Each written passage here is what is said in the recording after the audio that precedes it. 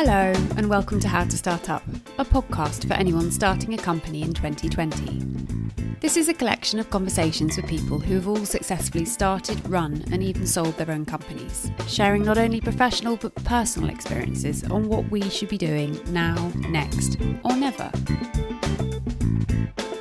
From forming his own startup at 18 and most recently co-founding Memmo, today's guest, Gustav Lundberg Toresson, is a Forbes 30 Under 30 board member and a born entrepreneur. Memmo is a platform where the likes of Sven-Göran Eriksson and Carol Baskin can record video greetings for your friends and family. And with over 50,000 greetings to date, anything from proposals to pep talks have already been shared. Gustav shares his enthusiasm for the idea that any entrepreneur from their initial vision can follow any path she or he likes to turn that vision into a business, and why sleep isn't a waste of time.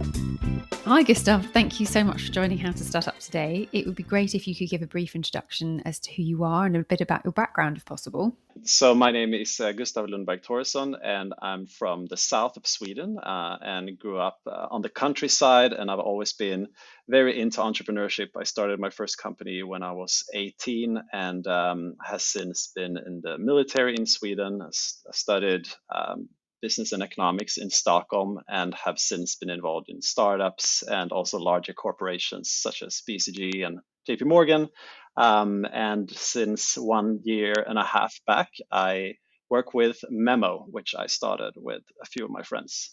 So Memmo is a marketplace where you can co-create personalized video messages together with your favorite celebrities to send to friends and family. So you go onto the Memmo website and select a profile, everything from football players to reality TV stars and actors and musicians. Type your request, and then within a few days, you will get it as a video that you can send. And so what was it you did first? So we started Memmo with the notion that it's really important for people to connect with other people that they are inspired by. And that actually was one of the inspirations for doing this. And what we started with was sitting down and making a very concrete plan of how we wanted to go from idea to launch. So that included getting the first celebrities on, building out the platform, actually raising money and hiring the team. Were you given a piece of advice at the beginning where you thought that is absolutely brilliant advice?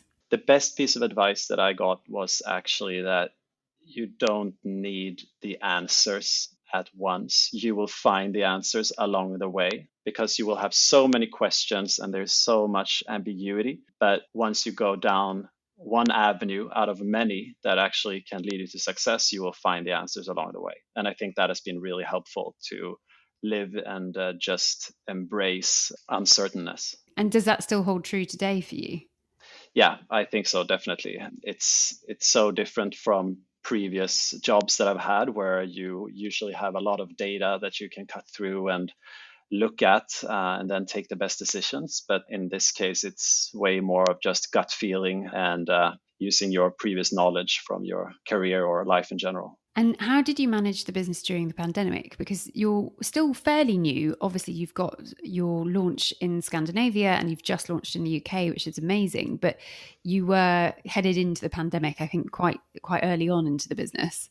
Yeah, exactly. So we launched in the middle of December 2019. And yeah, we all know about the pandemic that happened in the beginning of March. So for us, we actually started out being distributed with a team. So our headquarters is in Stockholm, Sweden, but we have team members all over Europe. So we were actually quite prepared in a way for business operations. And we're also a 100% digital company. So we're very thankful for that because I know so many friends and other people I know that are having such a hard time, but we actually have been super grateful and thankful that we've been able to navigate through this. And actually the first week it hit, we didn't know what to do because sales were going down and dropping, and it was quite a shock for us as for many others as well. But since then, we've seen that actually in times like these, the need for sending heartfelt messages to friends and family have increased, and also to give back to fans from celebrities in general. So obviously with people stuck at home and no birthday parties, weddings or celebrations, people would be engaging a lot more, I assume. But have you seen a surge during the back end of the year? Yes, absolutely. We've seen a surge in both volume and the number of orders of videos to be sent. And that's everything from cancellations of dinner parties and events and weddings, and also cheering someone up that might be in isolation. But also on the talent side, where we've had a lot of signups increasing after the pandemic, where people in sports and entertainment that suddenly have much more time on their hands want to also be able to give back. And we also have the option to give to charity. So we've been very involved in supporting some of the funds that are researching for COVID relief. And is that something you'd always layered into your business, is sort of ethical and sustainable values? Yes, definitely. And that's been with us from the start. We're super happy to be able to do that as such a young company. Just 4 months in, we donated over $10,000 to WHO's COVID research fund. Congratulations. That's an amazing achievement so early on in the piece. Given that you are scaling pretty rapidly, Memo's success story is very apparent. Would you have any advice to anybody who's started out already but now wants to scale up in their startup? I think the best thing to think on is to really, really focus on your core, and because it's easy to get distracted and focus on a lot of different alleys that you can go down. So true. I think it's never a problem with opportunities. It's more a problem with prioritization. So if you decide to scale horizontally over markets, then I think you also should be looking at probably focusing vertically, which is on product. So that would be my number one advice, really nailing the product market fit once you go into more geographies. It's so true what you say about focus, because when you start a company, you are everything within the business. To have to really drill down on that focus and prioritization, I think, because everything has to get done. It's just picking what you do first, obviously. Yeah. And have you had external sort of influences that have guided you in that way? Where do you seek inspiration from? For us, it's very, very important to be relevant. So we are inspired by companies that are also taking this into consideration, which could, for instance, be within classifieds or food delivery or couponing. And they do really well in understanding local differences and nuances. And I think that's has been a part of our success so far, that we really taken that into consideration. Now you're self-employed and your own boss. How do you structure your day, given that you are being pulled in a million different directions? Yeah, that's something that is always developing. And obviously now within the first 2 years of starting a company, the days are never the same. So I'm typically a morning person and like to get up pretty early. And I always try to prioritize sleep. And that's, for me at least, a very big shift in how I'm thinking. So I've been working in banking and I've been in the military, and I've always been told that you don't need 8 hours of sleep. I think that's one of the biggest advice I would give, just on a personal level, that sleep is of the utmost importance. So I try to prioritize that as number one, because then you become more creative and smarter and more efficient. So you actually get more done in the day, even though you may have less hours doing so. Is knowing yourself and knowing if it is 8 hours you need, it's making those absolutely sacrosanct that they happen. Yes, one book definitely changed my life after reading that, called Why We Sleep by Matthew Walker. It's mind-blowing how we get smarter and we get more healthy and we get less diseases if we just sleep more, which is free. Yeah. So true. Such an easy life hack. Exactly. Other than that, I try to structure my day of getting most meetings clustered together. So you have meetings back to back as much as possible, and then just have specific days in which I have no meetings, to just get as much done as possible. Because there's also research showing that every distraction that you have, be it a notification on your phone or a new meeting coming in, the time that you have to come back to focus might be 2 or even 3 times the time you spent on your phone. Really? So yeah, and it's also somehow counterintuitive, because you might think you're just spending a few minutes on your phone, but actually your mind is thinking about that for way longer. So I try to really think about that and how to get a few days where you spend very, very little time on email or Slack. I think you've just changed my life. I mean, I have no notifications on my phone, but you're right. The more you flit from one thing to the next, it's aggregated time on top of it that then distracts you. And Yeah. it's another thought in your head that's distracting you from the focus. Yeah. Thank you for that. I think we should just end the interview here. We're done. That's it. Great.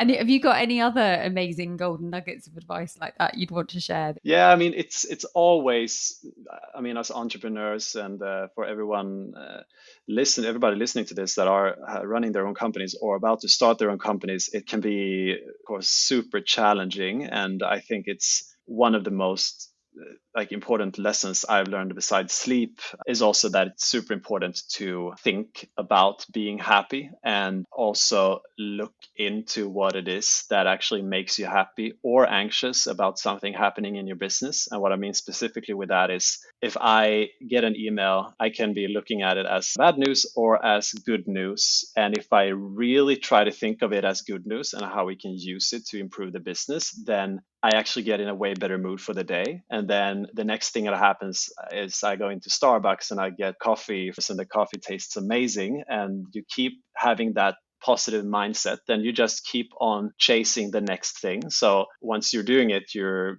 probably just chasing thing number 10, which is the next positive thing for that day. And then you come into this viral loop in a way, if that makes sense. A virtuous circle. Exactly, a virtuous circle. And I think that has changed so much for just getting through challenging times. And it also works the other way. So if you start focusing on the negatives, then you also can get down into that. But that's why I think it's so important to sometimes just interpret things in your favor. I read something about this. Someone said if you fake a smile, that your brain still picks up on the fact you've smiled, and your brain then thinks you're in a better mood. So fake it till you make it, almost. Yeah, yeah, exactly. And people around you might smile, and then they actually become happy, and then you become happy for real. It can't hurt, that's for sure.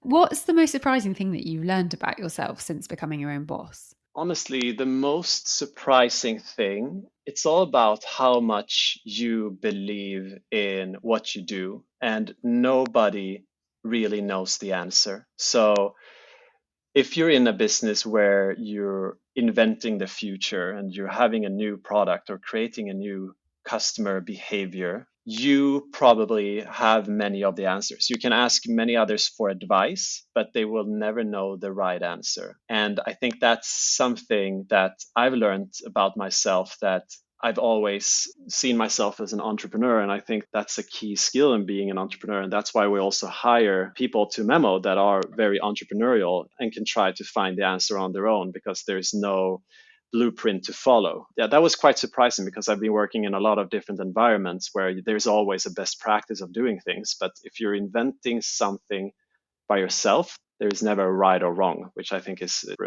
exciting. And liberating as well. And you can't beat yourself up over making mistakes, because there was no right way to do it in the first place. Yeah. That's a relief. Yeah. If you had your time again, looking back at your last few years and setting up Memmo and launching Memmo, is there anything that you wouldn't do again if you could go back? Oh, so many things. Speaking of sleep, I would not do the all-nighters of pushing deadlines and staying up very late to do those, and try to plan better. Yeah, there are so many things that we've been learning, and I think that's what makes it so fun. You're right, because it's all learning, isn't it? It's all good experience. Yeah.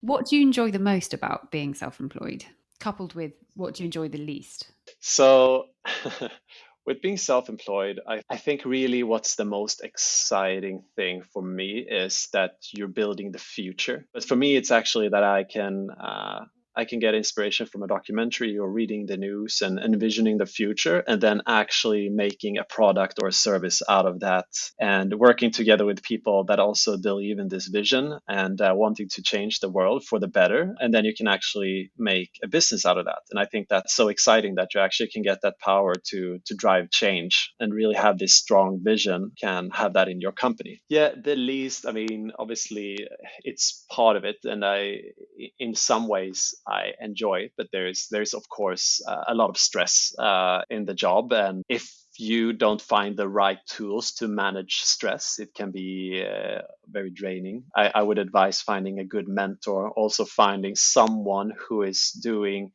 what you're doing, and it doesn't need to be in the same industry or so, but just probably in the same stage if you don't have any co-founders. So you can just share both good things, but also challenging things, because the stress and being alone, I think, can be very challenging. So just sharing that with others have helped me so much.